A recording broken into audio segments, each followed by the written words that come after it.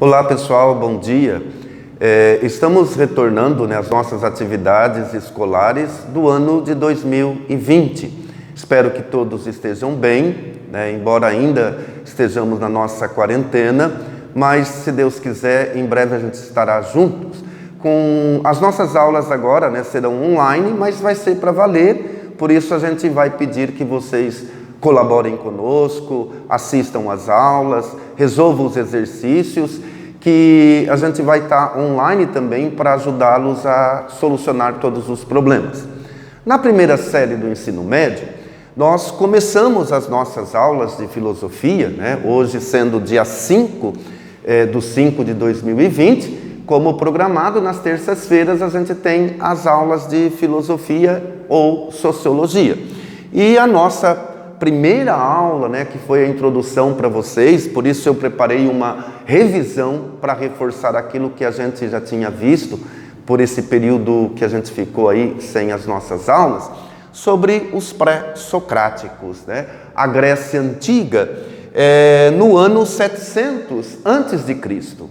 A gente sabe que a Grécia havia um desenvolvimento econômico muito grande nessa época em que estavam nascendo as cidades-estados, a polis, e eles procuravam desenvolver na tecnologia da época para sobressair em outros povos, em busca dessa economia, da política e de tantas outras coisas que eles tinham interesses próprios. E a grande pergunta que se faz para os filósofos, por que a filosofia ela nasce na Grécia?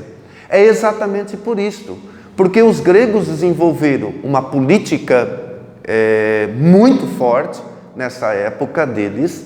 Eles desenvolveram a escrita, as navegações, a escrita, o alfabeto grego, a moeda, que era o escambo, vamos dizer, dessa época, que eles buscavam mercadorias em outros lugares e traziam para a Grécia, e houve um grande comércio nisso. Mas a gente sabe que esse desenvolvimento econômico, político e social desencadeou uma outra preocupação entre os homens que estudavam esse período da sociedade. Eles começaram a querer buscar soluções para isto. E para isto, eles começaram a buscar respostas que eles não sabiam explicar na época, começando assim a nascer a filosofia. Que a filosofia, ela vai passando, dessa busca que era a explicação mitológica na época. Vocês se lembram que eu disse para vocês que tudo para os fenômenos naturais que aconteciam nessa época, eles tinham uma explicação mitológica. Eles buscavam um Deus, uma fantasia para explicar o que não era explicado. Então era uma explicação fantasiosa, eles não deixavam exatamente alguma coisa clara. E esse período da Grécia Antiga foi chamado de cosmogonia. O que é cosmogonia? Mito, fantasia. Era através disso que eles explicavam a razão o ser, a vida, a existência do cosmo, a existência do mundo, a existência do homem, todos os fenômenos naturais que nessa época aconteciam. Só que começaram a surgir dúvidas e homens que nessa busca constante dessa economia, eles começam a mudar isto. Eles começam a procurar uma explicação racional. E que isto no grego significava o logos. O que quer dizer logos? Razão. Eles saem dessa explicação do logos, que era a transição da cosmogonia para a cosmologia.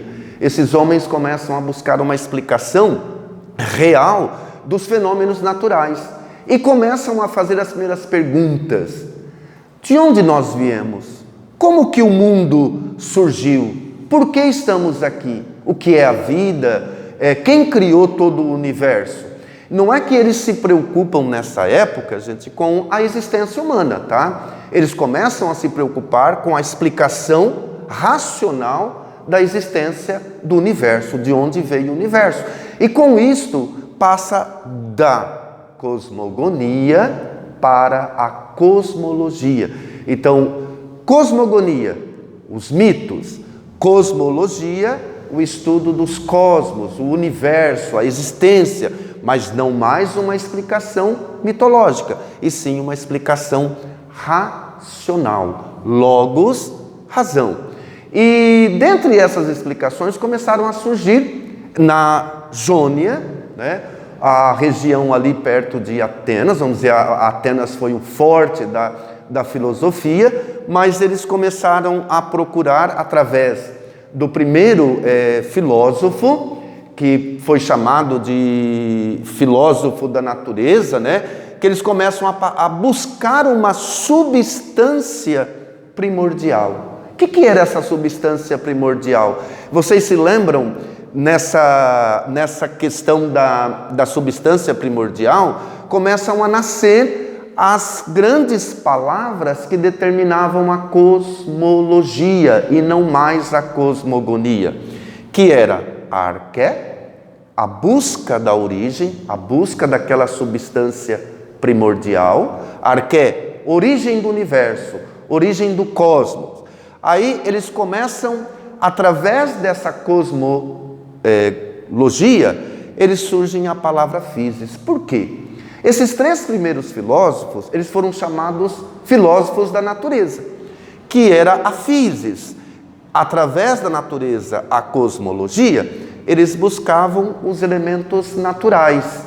Lembram que nesses elementos naturais eram a água, o ar, o fogo e a terra, que através disso eles iriam começar a explicar a natureza. Então, os três primeiros filósofos foram chamados filósofos da natureza, a busca constante da substância primordial, explicando através da physis, natureza, a origem do cosmos. Então, o nosso primeiro filósofo foi Tales de Mileto, que em busca disso ele dava, não o Tales explicava a kinesis. A kinesis é uma palavra também que vem através de Heráclito, Parmênides, explicar o movimento.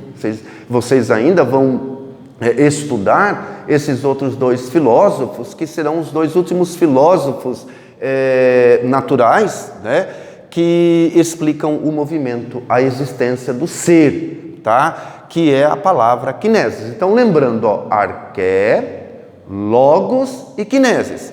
Arqué, origem, physis, a natureza, logos, razão, e kinesis, movimento. Agora entra então o nosso primeiro e grande filósofo dessa época, Tales de Mileto. Mileto porque era a cidade onde ele nasceu, nessa região, mas era a região bem próxima de Atenas, no ano 623 a 456 a.C. Tales de Mileto é considerado o pai da filosofia, tá? Dessa época. Ele era um grande observador, diz os grandes historiadores que ele ficava horas e horas observando a natureza, observando o cosmos, para chegar a uma conclusão de uma explicação lógica, uma explicação do logos, uma explicação racional da origem do universo. E Tales pega o primeiro elemento natural, o primeiro elemento da physis, que era a água. A sua filosofia foi a teoria principal, determinando que tudo que existe depende da água para viver. Os seres vivos, ele é composto de água. A terra é composta de água. As plantas são compostas de água. Então, a água é esse elemento natural. É essa arqué, a origem que deu a origem a tudo aquilo que existe no nosso universo. Então, ele diz, tudo é água. Tudo que existe é água. Porque ele fala que a água, embora ela passe pelos processos gasoso, sólido e todos esses processos, ela permanece o mesmo elemento, a mesma substância, sem mudar nada. Por isso, a água é a teoria da sua filosofia. O segundo filósofo é Anaximandro, que viveu também nessa região. Eles são os três filósofos da Jônias, a escola Jônias, de 610 e 547 a.C., só que Anaximandro ele não concorda com a teoria de Tales de Mileto.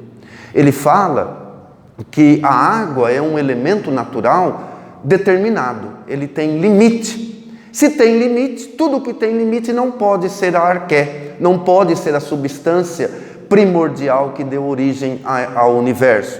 Então ele fala que é o apeiron, uma palavra grega que significa indeterminado, quer dizer algo que não tem limite. Ele fala que o apeiron é a origem, é a arqué de tudo aquilo que existe. A água é um elemento que acaba, o apeiron não, ele é infinito. Então isso daria origem à teoria da sua filosofia. Então se alguém pergunta, qual é a teoria da filosofia de Anaximandro? O apeiron, o ilimitado, o que não tem limite, aquilo que é infinito. E o terceiro da escola Jônia é o nosso filósofo Anaxímenes. Anaxímenes, também um filósofo jônio, que é de 588 a 524 a.C., ele fala que o elemento natural, a arqué, o elemento da physis, o elemento da natureza, que gera a origem do universo é o ar. Por que é o ar? Porque ele fala que tudo que existe no mundo, no natural, nos seres humanos, nos animais, precisa do ar. Ele fala que o ar é a própria vida. Nenhum ser humano, nada no universo, se tirar o ar, tira a nossa alma, tira a vida que existe no universo.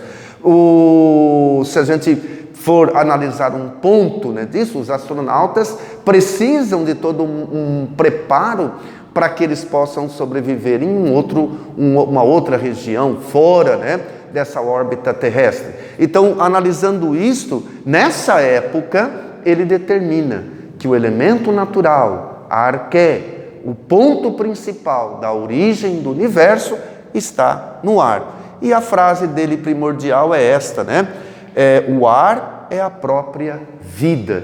Tudo depende do ar para sobreviver.